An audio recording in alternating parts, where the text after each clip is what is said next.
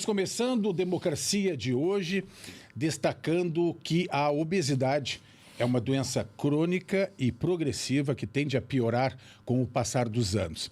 É caracterizada pelo acúmulo de gordura corporal em quantidade suficiente para causar prejuízos à saúde. Atualmente é considerada uma epidemia, pois afeta pessoas de todas as idades e classes sociais. Isso no mundo inteiro. Além de reduzir a qualidade e a expectativa de vida, pode provocar diversas doenças. A Organização Mundial da Saúde considera a obesidade como um dos maiores problemas de saúde pública. O Dia Nacional de Prevenção da Obesidade é celebrado nesta sexta-feira, dia 11 de outubro, e tem como objetivo alertar para os problemas causados pela doença. E para ampliar este tema, este debate, o Democracia recebe aqui no estúdio multimídia da TV Assembleia o Rogério Friedman, ele que é professor do Serviço de Endocrinologia do Hospital de Clínicas de Porto Alegre e também membro da Câmara Técnica de Endocrinologia do CREMERS, o Conselho Regional de Medicina aqui do Estado. Também está com a gente o Gerson Junqueira Júnior, ele que é presidente da AMRIGS, Associação Médica do Rio Grande do Sul, cirurgião bariátrico e conselheiro do Conselho Federal de Medicina. E por videoconferência nós estamos recebendo hoje a visita do Luiz Fernando Meyer, diretor de operações do Painel Brasileiro da Obesidade. Luiz Fernando, estás falando de São Paulo, é isso? Bom tê-lo aqui. Exatamente, isso mesmo. Maravilha. É um prazer meu. Mas essa é uma questão que preocupa muito, né?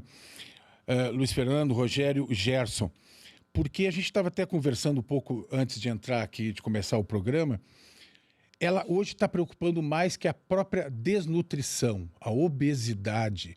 E eu coloco nessa abertura que ela atinge pessoas de todas as idades e classes sociais.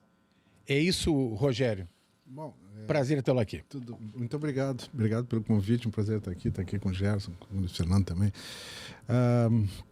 Pois é, a gente sabe que a obesidade ela não escolhe classe social, mas mais ou menos. A gente tem dados aqui do Rio Grande do Sul, por exemplo, mostrando que a obesidade é mais prevalente em classes sociais C e D, né, daqueles estratos, como classifica o IBGE, né, ou seja, a população de renda média baixa e baixa parece estar sofrendo mais, uma frequência maior de excesso de peso do que a classe média alta e alta. Ao contrário do que muita gente poderia supor. Aí tem uma discussão extensa sobre causas, né, disso, mas a verdade é que existe envolvida uma questão de segurança alimentar, alimentos ultraprocessados, entre aspas, em tese menos saudáveis, são mais baratos do que determinados itens da alimentação, produtos agrícolas, vegetais e carnes magras são muito mais caros do que certos do que alimentos ricos em açúcares, ricos também em gordura adicionada. Tem uma série de questões aí no processo de industrialização de alimentos envolvido. No cenário brasileiro, as classes menos aquinhoadas, elas têm mais dificuldade de manter atividade física, mesmo atividade física informal, em horários de lazer. E o Brasil tem uma peculiaridade, e nós estamos falando em prevenção da obesidade. A prevenção da obesidade também passa pela qualidade dos espaços, né? Os nossos espaços urbanos são fabricantes de doença. Vocês imaginem que as nossas cidades são muito áridas, muito não amigáveis para caminhar, para andar de bicicleta, o nosso transporte coletivo é precário, de modo geral, e isso faz com que as pessoas tenham menos atividade física informal, né? Não exercício, atividade física, e, portanto, menos gasto energético. E quem mais se prejudica também são as classes menos favorecidas. Então, a gente vive assim, em tese, afeta todo mundo, mas alguns são mais afetados do que os outros. Sim, né? sim. E aí eu já queria começar aqui, prevenção da obesidade.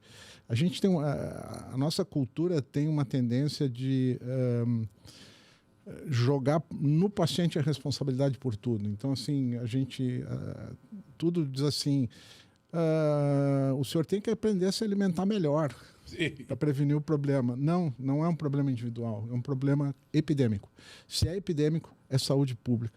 Se é saúde pública, precisa de políticas públicas consistentes, cientificamente embasadas e sólidas o suficiente para a gente poder prevenir a epidemia. A epidemia está aí.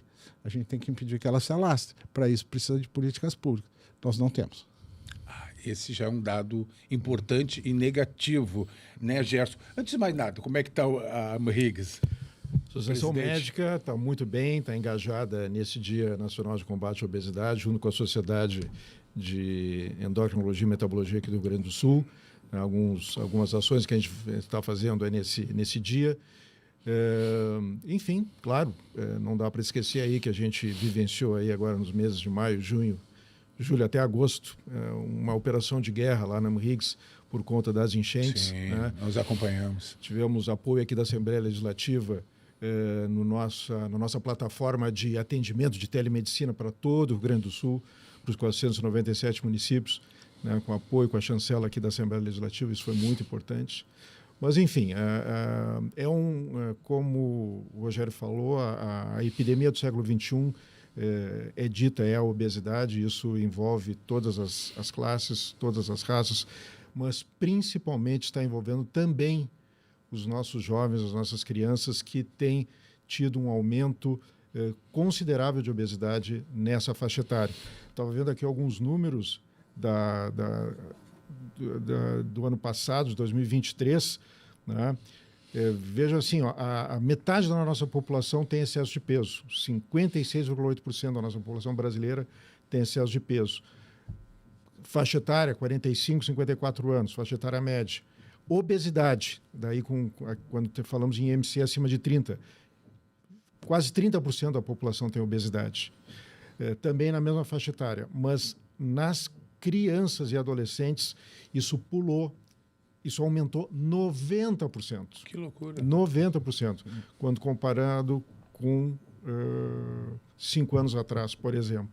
Então, isso é muito importante. E a região sul, em todo o Brasil, e não só Rio Grande do Sul, mas Santa Catarina e Paraná, é a região que mais aumentou os níveis de sobrepeso e obesidade no Brasil.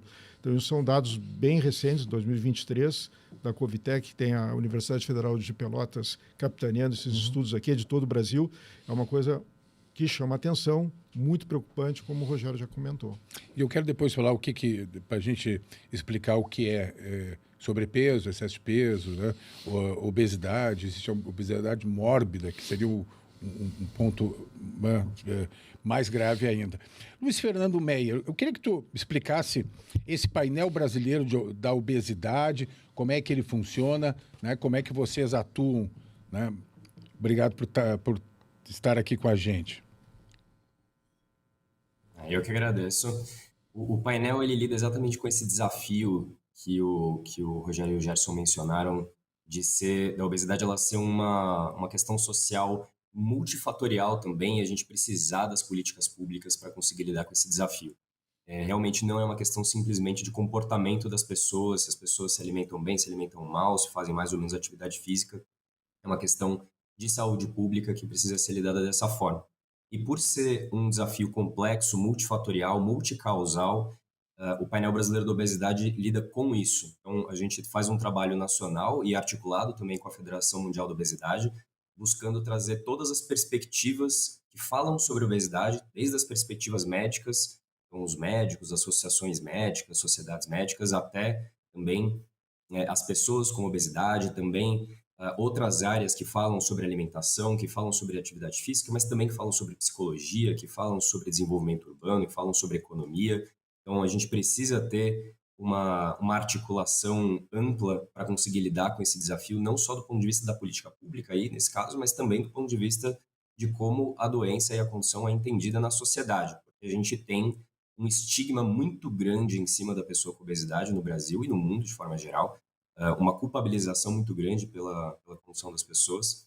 E esse é o desafio do painel. Então, a gente faz um trabalho bastante abrangente de mapeamento de todas as evidências científicas que são produzidas no campo da obesidade no mundo.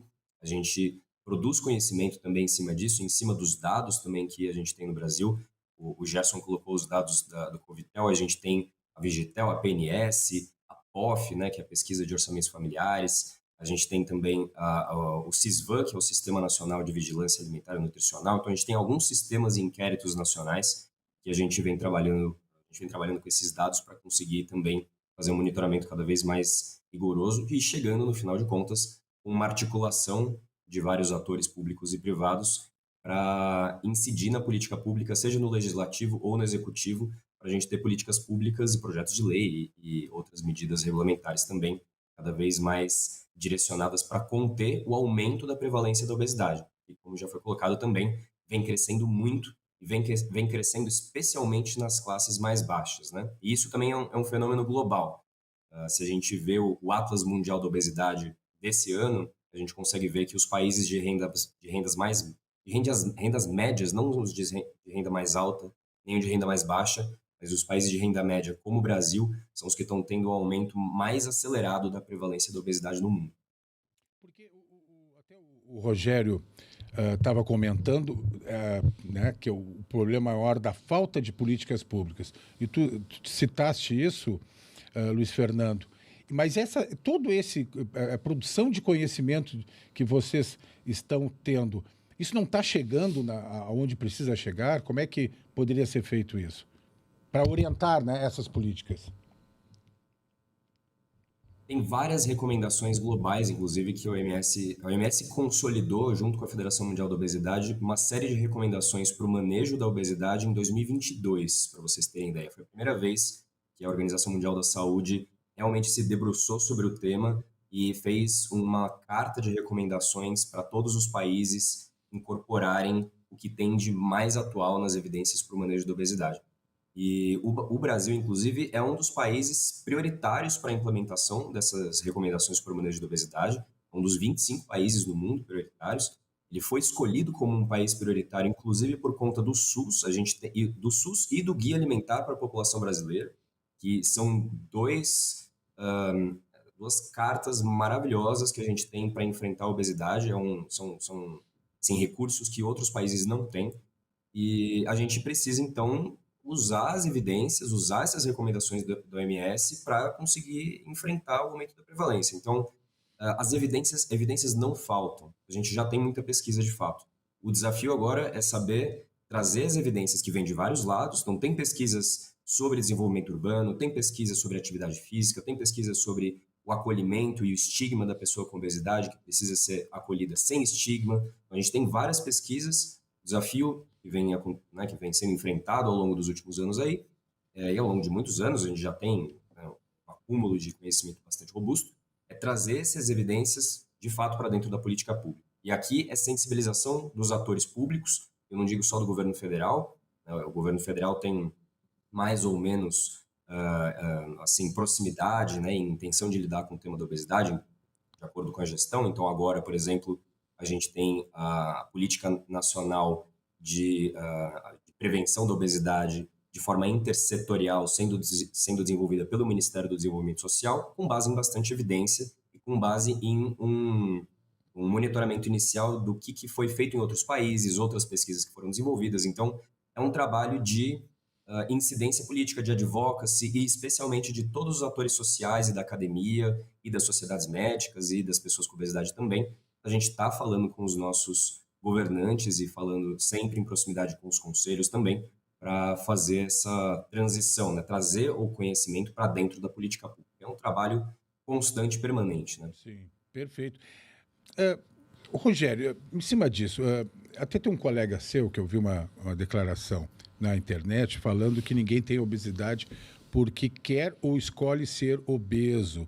pois não é uma questão de força de vontade, determinação ou caráter. Né? Eu queria que tu comentasse a respeito. Essa frase resume tudo. Vê bem, existe a nossa cultura tem uma visão de que o obeso é responsável pela doença, que a pessoa obesa é responsável pela doença dela, né? Não. Não é isso. Isso é estigma, isso é discriminação, preconceito, né? E a gente sabe que o caso não é esse. Existem... A obesidade ela vai ter por trás dela, né, uma série de questões ainda relativamente mal entendidas pela ciência que dizem respeito ao comportamento alimentar. Que é um assunto extremamente complicado e está hoje no ramo das neurociências muito mais até do que da medicina clínica. Se tenta entender os sistemas que controlam o apetite e a saciedade e mais do que isso, acima disso até, por que esses sistemas se desregulam, né? Eles se descontrolam em algumas pessoas e de forma crescente. Provavelmente as transformações que o dito progresso trouxe, com transformações do meio ambiente, do estilo de vida para as pessoas, elas causaram uma série de desregulações neuroendócrinas em pessoas que são mais vulneráveis, mais predispostas, que levam essas pessoas a ganhar peso. Quer dizer, se a gente olhar a questão da obesidade como... vê bem, o nosso organismo deveria ser um sistema fechado, um sistema absolutamente regulado, né, homeostático. Ou seja, a gente põe para dentro a energia que precisa para compensar a energia que a gente gasta, ou seja, para a gente seguir vivendo. Então, mas de forma equilibrada, né? De forma equilibrada. Em algumas pessoas, o aporte de energia é maior do que a necessidade.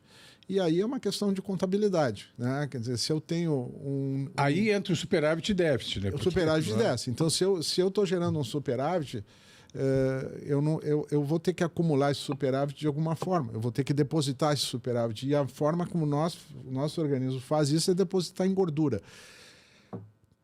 Bom, mas por que isso acontece? Né? Se eu tenho um sistema que controla o apetite e a saciedade, se eu tenho um sistema que sinaliza para o meu cérebro se eu estou com massa de gordura suficiente, o que causa essa desregulação? Onde está o ruído? Onde está o ruído? Isso está assim, há progresso, vem se estudando isso há décadas, mas nós não chegamos ainda no ideal, vamos dizer, de conseguir resolver essa equação a ponto de ter intervenções que modifiquem isso. Mas, assim, com base no que a gente vê da epidemiologia, não vamos esquecer um pouco a neurociência, a questão toda do tipo de alimentação que a gente tem, do tipo de vida que a gente leva com sedentarismo cada vez maior, né? As tecnologias... A transformação cultural e social que houve é que é o grande mecanismo por trás disso. E daí o desafio, porque reverter isso é muito difícil. Imagina, nós falávamos há pouco, né, que na nossa infância a gente jogava futebol, jogava taco na rua, corria com os amigos. Hoje, nenhuma criança mais, mesmo que quisesse, seria difícil de fazer, né? Se ia a pé para a escola... E aí a gente hoje não tem mais esse tipo de coisa. A alimentação era em casa, era comidinha caseira, feita com ingredientes disponíveis no dia a dia. Hoje a gente vai no pacote, no industrializado, no congelado. Nas teleentregas. Então, assim, são demandas e pressões que a vida contemporânea nos traz, que provavelmente estão por trás desse aspecto epidêmico, vamos dizer, da obesidade. Quer dizer, tu está dizendo que o ser humano continua o mesmo, né? Essa máquina, né, programada, né, bem programada, mas em torno do ser humano, tudo está mudado. Tudo mudou. Não é Gerson. Assim, quando a gente fala em obesidade, são tantas facetas, né? Sim. Ele comentou a faceta da neurociência, comentou a faceta endócrina, hormonal, genética, mas tem a faceta social, tem a faceta ambiental, a questão de alimentação. Por que em algumas regiões do planeta, por que em alguns locais existe tanta obesidade, muito mais do que em outras, algumas ilhas no Pacífico que têm sua população exclusivamente de obesos. Então, tem questões ambientais também, geográficas. Então, são tantas facetas, né, que a gente tem que abordar quando a gente trata obesidade, quando a gente trata uma epidemia, né, que é muito amplo, né? Sim. É muito amplo.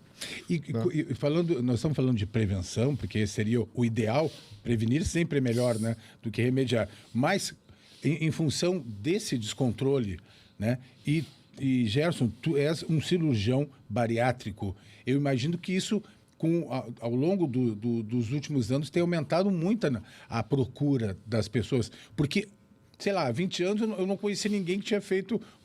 Agora eu tenho várias pessoas na família que já fizeram. Tá tudo bem, estão vivendo melhor. Mas essa procura, como é que dá para analisar isso? A cirurgia bariátrica, ela já existe há 40 anos ou mais, 50 anos talvez até. Nesse século, eu comecei a fazer bariátrica em 99, foi o meu primeiro caso aqui em Porto Alegre. E nesses 25 anos, né, a tecnologia cirúrgica ela melhorou muito com a videolaparoscopia, com os instrumentais que a gente tem, grampeadores, tesouras ultrassônicas, enfim. Então, a técnica da cirurgia bariátrica ela aumentou, de fato, a qualidade com que a gente faz a cirurgia bariátrica e, com isso, diminuiu muito a morbidade da cirurgia. A morbimortalidade da cirurgia. Então, por isso a procura, as pessoas são mais seguras. Por isso que as pessoas fazem com mais segurança. Mas a cirurgia bariátrica ela é uma ferramenta que a gente tem para tratar a obesidade e, longe de ser a melhor, e também diria que no avanço tecnológico com que os medicamentos para a obesidade estão ocorrendo, talvez a cirurgia bariátrica, a médio prazo, tenha uma diminuição grande na sua indicação. Porque, de fato, né, eu acho que antes da gente entrar em cirurgia, a gente tem que comentar um pouco, e o Rogério aqui tem muito mais capacidade de nos informar isso, como os medicamentos estão se desenvolvendo e estão aparecendo novas drogas para o tratamento de obesidade com resultados de fato muito importantes, né? Sim, e nós vamos aprofundar isso. Luiz Fernando, eu queria que tu falasse um pouco, a gente está falando de prevenção, mas claro, tu tenta, né, o ideal, prevenir, mas tu passa a ter sobrepeso, né, excesso de peso e tantas pessoas já obesas, né? Então, tu tem a questão da prevenção, mas tu tem a questão de como fazer o tratamento, né? E como levar isso adiante. O que as pessoas hoje, pelas pesquisas, pelas informações que tu pode passar, o que as pessoas, né, deveriam procurar? Como é que isso deveria ser enfrentado pelas pessoas e, claro, pensando na saúde pública, pelas instituições, né, de saúde? Isso é uma ótima pergunta. E dialogando também com a questão da cirurgia bariátrica, hoje no Brasil, de fato, o que a gente tem é uma abordagem preventiva que passa especialmente pelo lado da alimentação, quase exclusivamente pelo lado da alimentação, e no outro extremo, a cirurgia bariátrica. Só que a cirurgia bariátrica, ela é muito limitada, ela não consegue chegar em toda a população que tem obesidade, especialmente porque ela é direcionada para pessoas que têm obesidade de grau mais acentuado e que têm outras comorbidades, que têm outras condições. Então, a gente tem um vazio assistencial de aproximadamente 40 milhões de pessoas no Brasil, se a gente for fazer a abordagem das pessoas que têm obesidade grau 1, grau 2, grau 3, chegando até IMCs mais elevados, né? Toda essa população, hoje, não tem exatamente um acolhimento adequado no sistema de saúde, não tem um tratamento adequado, porque o tratamento não pode ser só pela cirurgia bariátrica. Então, o que precisa ser feito aqui?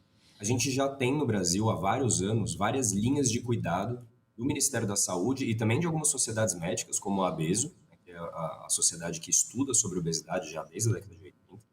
E essas linhas de cuidado, elas têm diálogos um pouco diferentes, elas falam medidas um pouco diferentes. Elas não falam exatamente a mesma coisa. Como o Rogério bem colocou também, a gente ainda não tem exatamente plenos consensos de como lidar com a obesidade, o que é a obesidade e como ela funciona e como ela deve ser então lidada na saúde pública. O que a gente tem mais de consenso, mais recente, são aquelas recomendações do OMS que eu falei de 2022. Então, as linhas de cuidado precisam ser atualizadas. E mais do que serem atualizadas, os profissionais de saúde precisam, especialmente na atenção primária, então na UBS, no equipamento de saúde ali que o cidadão tem perto de casa, na saúde da família. Essas pessoas, os profissionais de saúde, precisam saber acolher a pessoa com obesidade de forma mais adequada, porque muitas vezes a pessoa com obesidade não é acolhida de forma adequada, ela é acolhida com estigma, ela é acolhida de uma forma que afasta ela do serviço de saúde. Então, o que a gente precisa? A gente precisa de ter linhas de cuidado mais atualizadas e, gradualmente, eu acredito também que os medicamentos podem aparecer como um recurso terapêutico no meio do caminho, parte dessas formas de lidar com a pessoa com obesidade. E essas linhas de cuidado precisam ser, de fato, implementadas nos territórios, de fato, implementadas nos municípios, levadas a cabo por sistemas de saúde, por profissionais de saúde que lidem e acolham as pessoas com obesidade de forma não estigmatizada, para que a gente não tenha o que a gente acaba tendo hoje, e a gente precisa passar a não ter mais, pessoas que vão tendo um grau de obesidade cada vez mais agravado, cada vez mais elevado, e cada vez menos ela vai indo ao serviço de saúde.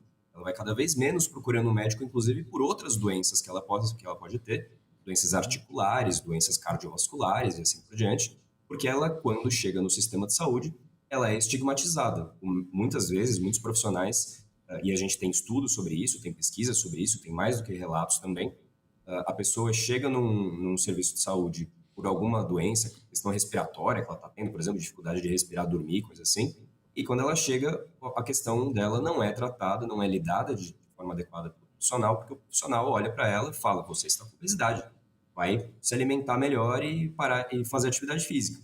E acaba não lidando direito também, não acolhendo ela pelo que ela está sofrendo ali. Sim. E muito menos acolhendo ela pela obesidade. Entende? Então, a gente tem um vácuo gigantesco de dezenas de milhões de pessoas que têm uma condição que precisa ser acolhida de uma forma mais adequada para a gente conseguir enfrentar esse aumento da prevalência também.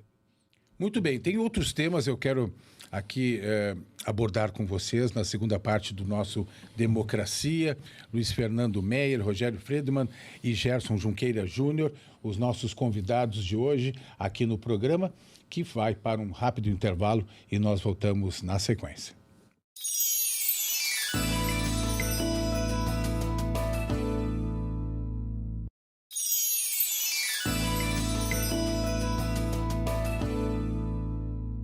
Voltamos para a segunda parte do nosso programa, tratando hoje sobre obesidade, né? Prevenção, tratamento e os riscos, né, desta doença para a saúde pública, essa doença que é uma epidemia, de acordo com a Organização Mundial da Saúde. E nós estamos aqui no estúdio multimídia da TV Assembleia, com os nossos convidados, o Rogério Friedman, ele que é professor do Serviço de Endocrinologia do Hospital de Clínicas de Porto Alegre e membro da Câmara Técnica de Endocrinologia do CREMERS, o Conselho Regional de Medicina. Também com o Gerson Junqueira Júnior, presidente da AMRIGS, Associação Médica do Rio Grande do Sul, é um cirurgião bariátrico e faz parte do Conselho Federal de Medicina.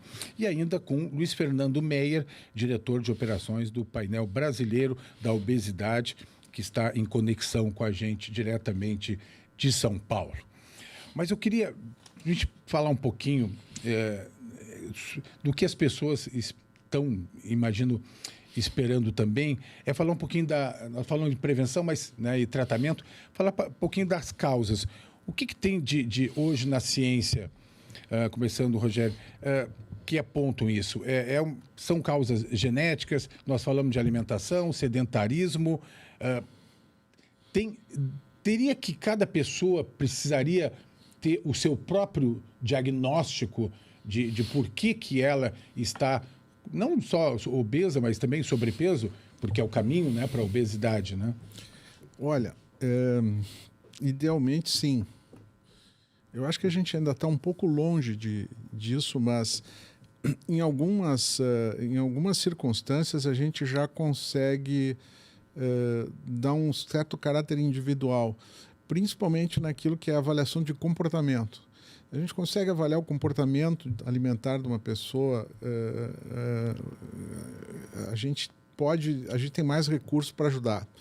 E existem condições que a gente vê que são transtornos alimentares que são comuns em pessoas que evoluem para a obesidade,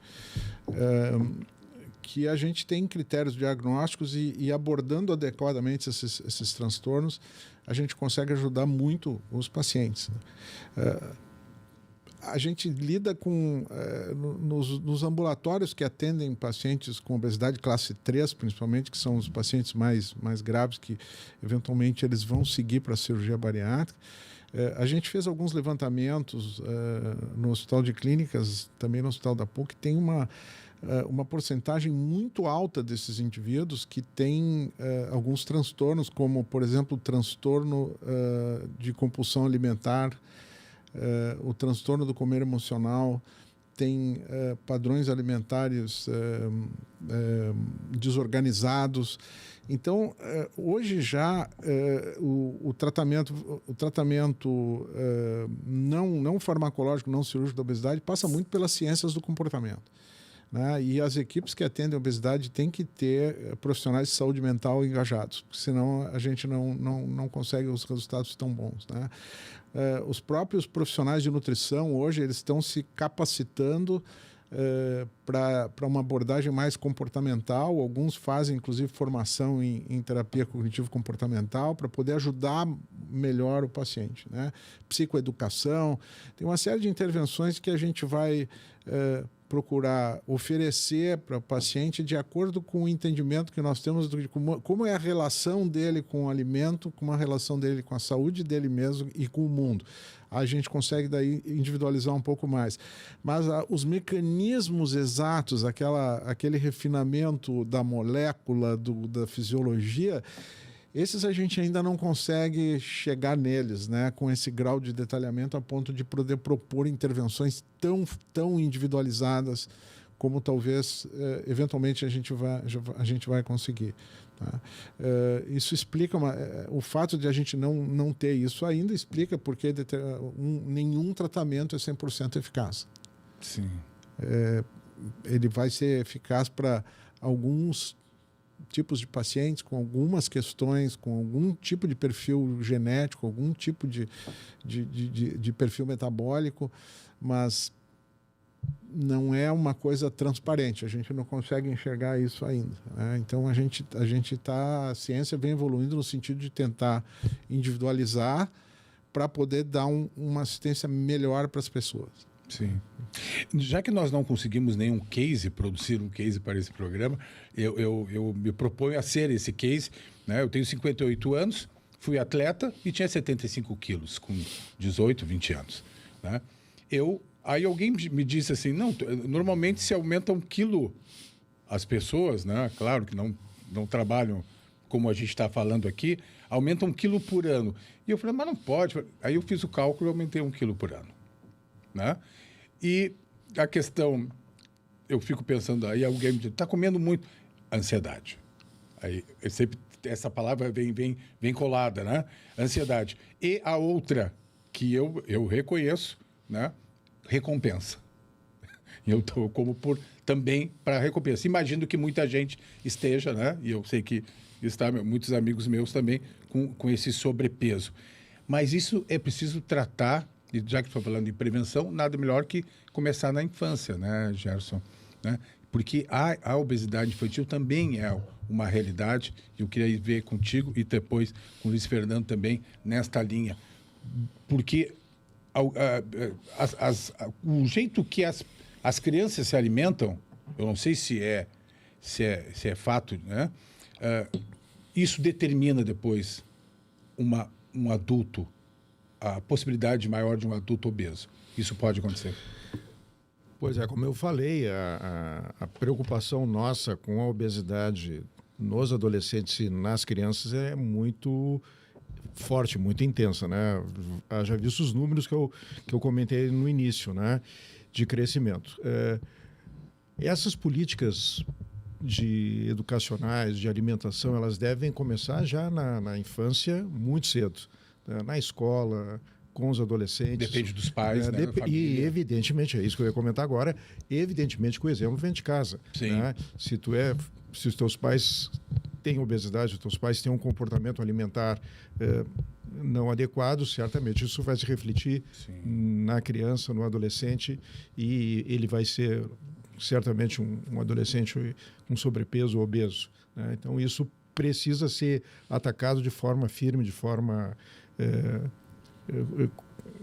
científica, basicamente, né? Então, certamente, políticas públicas nas escolas públicas, mas também nas escolas particulares, precisam ser feitas para que isso seja atacado já de pronto, né?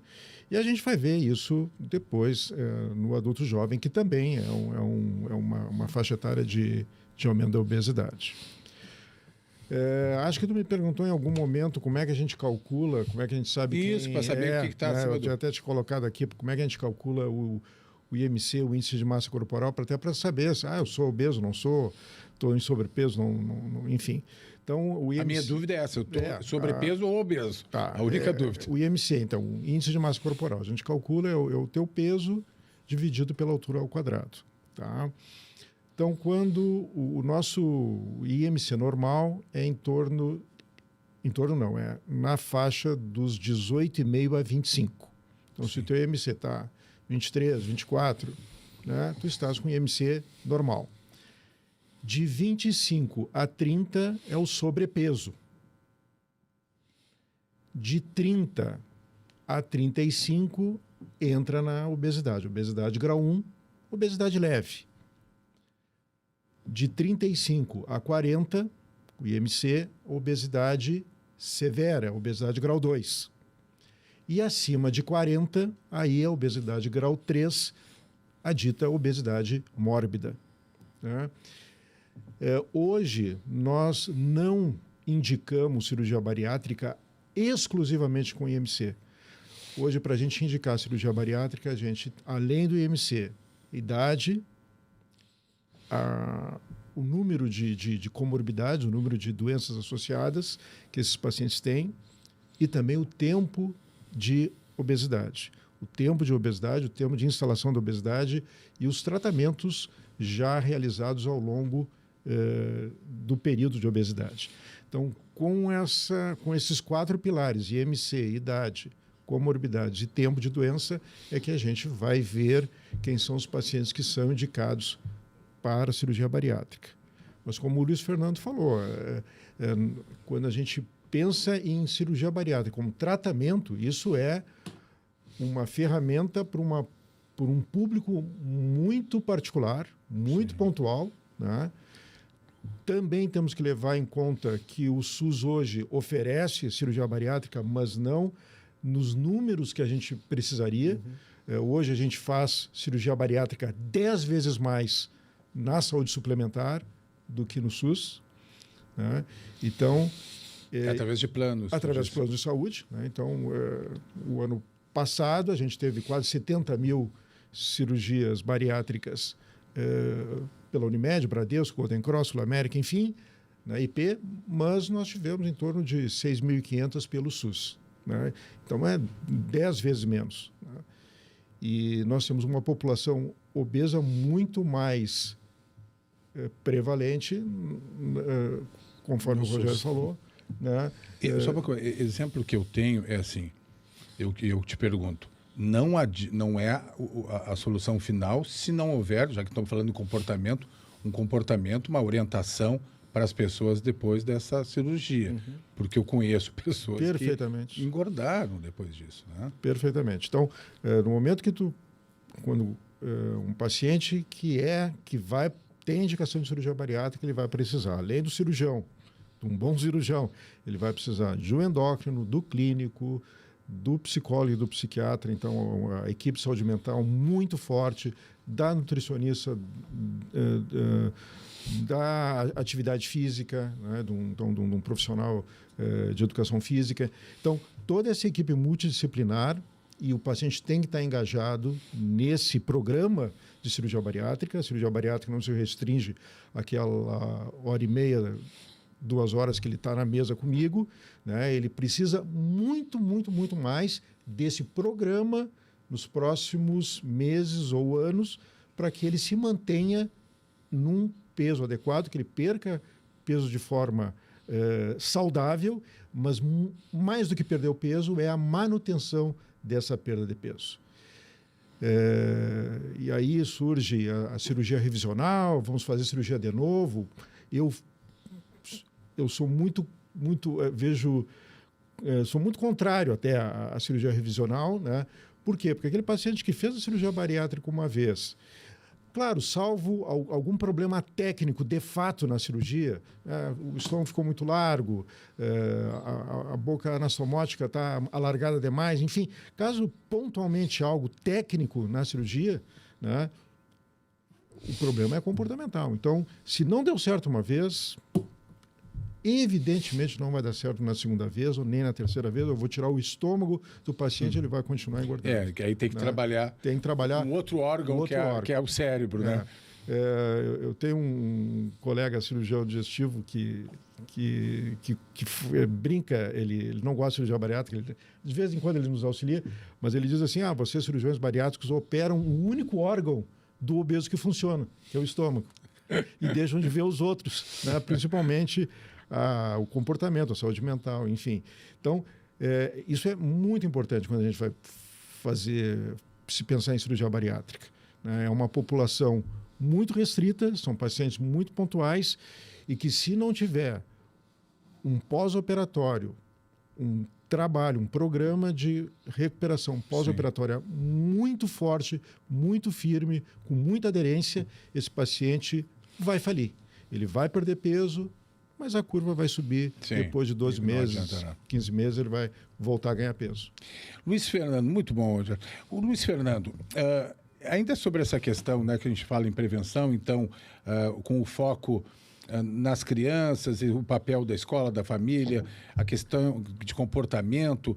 Nós fizemos recentemente um programa sobre o PIN, né, Primeira Infância Melhor, que é um programa, né, que eu acho interessante, né, aparentemente simples e interessante, acompanhamento das famílias.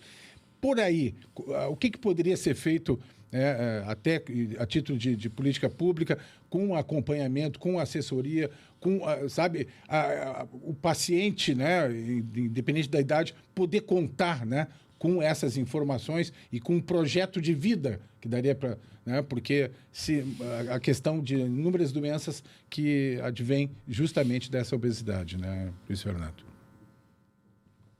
Dialogando com os colegas, uma coisa muito importante da gente ter em mente é que a obesidade ela precisa de um diagnóstico, de um tratamento individualizado e multiprofissional, como o Gerson mencionou muito bem, mas as causas são coletivas. Por isso, falar de infância é tão importante. A gente tem alguns números de pesquisas que são bastante preocupantes. Então, assim, uma criança com obesidade ela tem 5 vezes mais chance de ser um adulto com obesidade. 50% das crianças até 5 anos com obesidade mantêm obesidade na adolescência e 80% dos adolescentes com obesidade se tornam adultos com obesidade. Por isso, é uma escada que vem desde a infância. E isso tem muito a ver com os ambientes onde essas crianças convivem, de fato. E aí, a gente pode pensar tanto na escola, quanto a gente pode pensar no ambiente familiar. Na escola, a gente tem no Brasil o Programa Nacional de Alimentação Escolar, PNAE, que já tem vários anos e é uma referência internacional de boa política pública para fomentar uma alimentação adequada com base no Guia Nacional de Alimentação dos Brasileiros, né, que é uma referência internacional também e que é baseado em recomendações de alimentos minimamente processados, alimentos naturais e o PNAE ele tem as grandes diretrizes de oferecer esses alimentos na merenda escolar e também de fazer educação alimentar na escola. Então, a gente já tem uma boa prática que precisa sempre ser reforçada por meio do Fundo Nacional de Desenvolvimento da Educação, o FNDE, que é quem coloca recursos para que essa política nacional aconteça, mas a gente tem o outro lado da história, que é o lado da família, o lado do ambiente social e o lado da cultura como um todo, né? A forma como as pessoas, as crianças, as famílias interagem na sociedade e o que elas pensam sobre alimentação. E aqui tem muito a ver com acesso a alimentos saudáveis. A gente tem no Brasil um aumento nos últimos vários anos no preço dos alimentos naturais e minimamente processados. E aqui eu estou falando desde arroz, feijão, como frutas e legumes e coisas assim, e uma redução no preço dos alimentos ultraprocessados, que muitas vezes a gente nem chama de alimento, a gente chama de produtos alimentares, alimentícios, porque eles não podem nem dizer direito ser chamados de alimentos, porque ele não tem valor nutricional nenhum, muitas vezes. Ele tem muito sódio, tem muita gordura ou muito açúcar, e ele não compõe com nutrientes ali, com outras vitaminas e outros elementos que a pessoa precisa para a alimentação dela. Então, tem uma discussão muito grande do ponto de vista da tributação, e a reforma tributária veio trazer, essa discussão aconteceu no hall aí da discussão da reforma tributária, sobre taxar mais os alimentos ultraprocessados. E aqui eu estou falando de salgadinho, estou falando de salsicha, estou falando de refrigerantes, né, bebidas açucaradas, que a gente fala que são alimentos e bebidas que não compõem uma boa cesta alimentar, e uma redução na taxação dos alimentos naturais e minimamente processados. Então, é difícil porque a gente precisa chegar nas pessoas, né? E aqui, as políticas públicas, a gente não precisa de tantas novas políticas públicas, a gente precisa que as políticas públicas olhem para a obesidade enquanto uma questão de saúde pública, uma questão que é uma doença. A obesidade é uma doença, mas ela não pode ser estigmatizada, de novo eu reforço. A gente até tem evitado falar o obeso, a gente fala pessoa com obesidade, assim como a gente fala pessoa com diabetes, né, pessoa com doença cardiovascular, doença cardíaca e assim, para que a pessoa não seja identificada pela doença que ela carrega. E uma outra coisa importante nesse sentido, a obesidade, o Gerson estava falando da cirurgia bariátrica e do pós-cirurgia bariátrica, se a obesidade não é entendida como doença, e as famílias precisam entender disso também, a sociedade precisa entender isso, depois de uma cirurgia bariátrica, ela precisa manejar a obesidade pelo resto da vida, ela precisa tomar cuidado com o que ela come, inclusive, porque ela não vai se sentir saciada com a mesma saciedade que ela tinha antes, né? Então ela precisa desse cuidado pelo resto da vida também.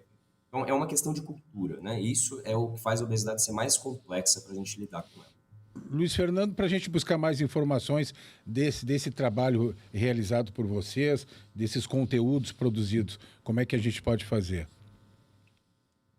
O portal do painel é painelobesidade.com.br. Lá a gente tem toda a biblioteca consolidada de tudo que a gente vem monitorando ao longo dos últimos anos. Tem lá quase 5.000 referências catalogadas já sobre obesidade nas suas várias facetas. Tem um dashboard epidemiológico, que inclusive é utilizado pelo governo federal, pelo Ministério do Desenvolvimento Social e assim por diante. Então, tem muita informação lá também que as pessoas podem consultar. Muito bem. Luiz Fernando, Rogério, Gerson, agradecemos a vocês e a todos que nos acompanham até esse momento aqui no nosso Democracia. A gente volta no próximo programa. Até lá.